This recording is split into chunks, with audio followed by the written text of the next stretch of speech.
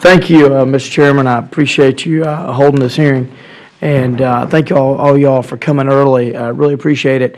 I just did a whole lot of town halls over the break or the vacation, as it was called. I didn't get the memo on that one, but I talk about the fact that DoD has had this problem with being audit ready, and when I'm discussing it, folks understand that, but they always want to know, well, what are the consequences of that? And we've heard a lot of talk here about the systems, and I know that's what y'all are focused on. But could you talk a little bit in layman's terms what the negative consequences has been with DoD not being audit ready? I know that the general narrative of some of the discussion this morning has been that we are not technically audit ready, but we have the data somewhere, and that's often the case. But there are real life negative, wasteful consequences to not being audit ready, or DoD not being audit ready.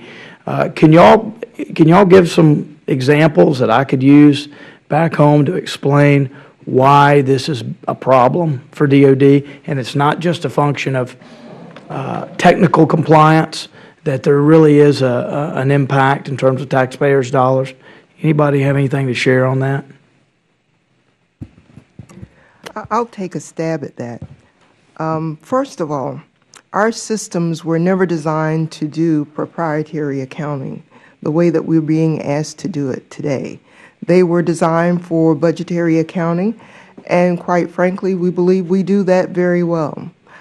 We do not have Anti-Deficiency Act violations, as we have some, but not as many as you find in some of the other agencies. Our processes, our business processes, were not designed from end to end. In other words, if you were in the civilian personnel business, your system was designed to support hiring, getting people on board, and making sure that they were in the system. It was not necessarily coordinated with the financial system. So what we need to do is to look at our end-to-end processes.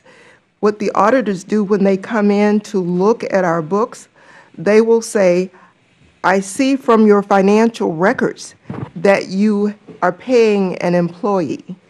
What I would now like to look at is the supporting data supporting that entry in the accounting system. The supporting data is, in fact, a personnel action, be it from an SF-52 or a 50. So when you go back, you're going to the personnel people to say, give me that supporting documentation.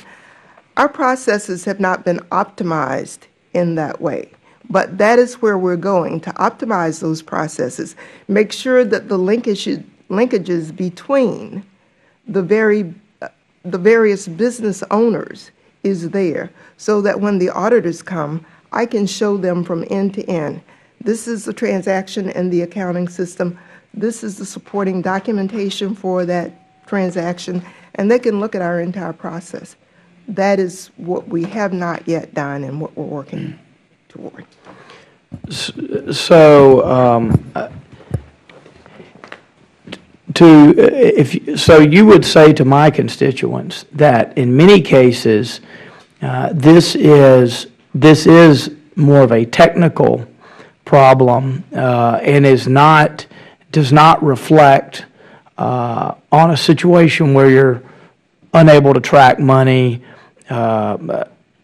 This has more to do with being able to know in the ins and outs of the money being spent, money coming in, and being able to manage it better in the future. It does not reflect a situation where you just don't know where the money is. Is that correct? That is correct. Absolutely. I believe we know where the money is.